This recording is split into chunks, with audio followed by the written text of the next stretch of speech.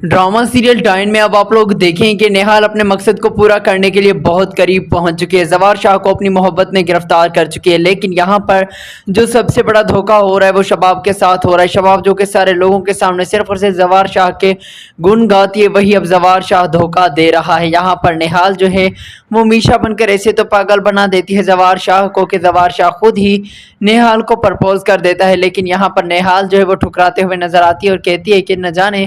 कितनी लड़कियों को आप जिंदगी में प्रपोज कर चुके होंगे। पर यहाँ पर शबाब के साथ तो धोखा बड़ा ये हो जाएगा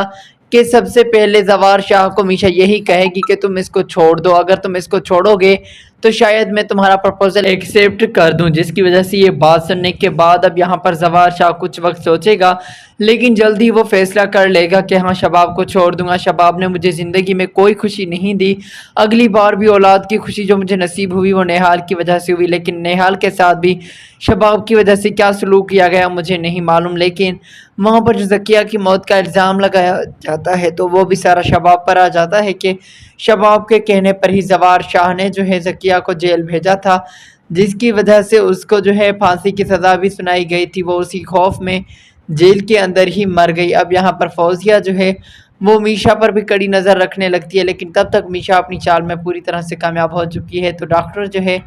वो मीशा से कहता है कि अब तुम अपने मकसद में पहुंचने वाली हो, लेकिन हकीकत ये है कि ये बात कभी मत भूलना कि जब तक तुम्हारा फिर से इस शख्स के साथ निकाह नहीं हो जाता और मीशा को और शबाब को तलाक नहीं हो जाती, तब तक तुम कामयाब नहीं हो। तुम्हें तुम्हारी औलाद को हासिल करने के लिए ये सब कुछ करना होगा, जिसके बाद जवार शाह पूरी तरह से अकेला पड़ जाएगा और उसका सहारा बनने के लिए